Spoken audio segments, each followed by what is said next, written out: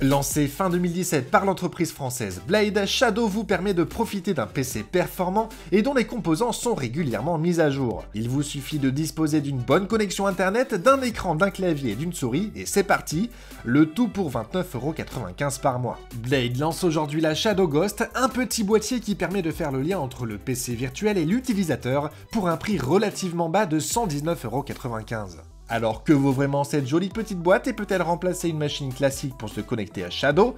La réponse maintenant.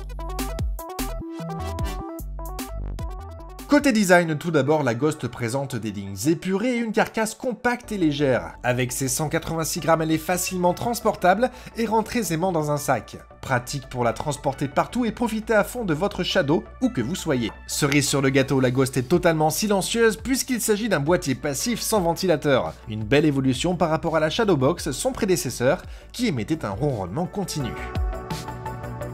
Si Blade a évidé sa machine, il a eu la bonne idée d'améliorer sa connectique. Dites au revoir au DisplayPort et bienvenue au HDMI. Côté USB, Blade assure le service avec 4 ports dont 2 en USB 3. On regrettera l'absence d'USB-C, une connectique qui a pourtant le vent en poupe, et d'un deuxième port HDMI pour la gestion du multi-écran. Pour compléter le tableau, la Ghost dispose du Bluetooth vous permettant de connecter des manettes et autres casques sans fil, d'une sortie audio en mini jack, ainsi que d'une prise Ethernet qui, vous allez le voir, est loin d'être accessoire.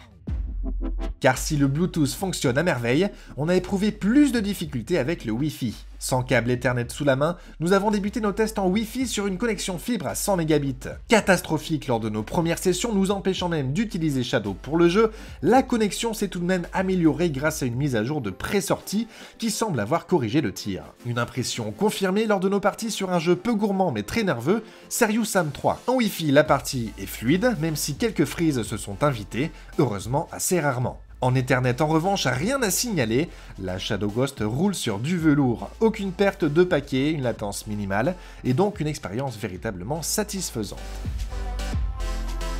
En ADSL, en revanche, c'est la douche froide. Si Shadow se lance bien, en jeu, ce n'est pas la même histoire. Connecté en Ethernet, le jeu souffre de freezes plus nombreux et plus longs. Connecté en Wi-Fi, c'est clairement injouable. Le son bloque et les écrans figés sont monnaie courante. Une dizaine en moins d'1 minute. Sans détour, la Shadow Ghost est à proscrire pour les abonnés ADSL qui souhaitent jouer en Wi-Fi.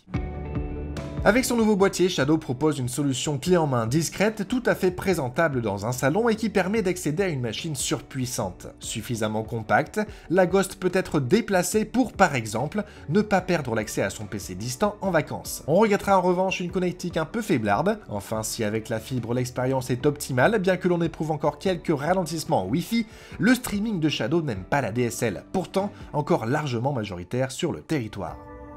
Et c'est pour toutes ces raisons que nous lui accordons la note de 7,5 sur 10.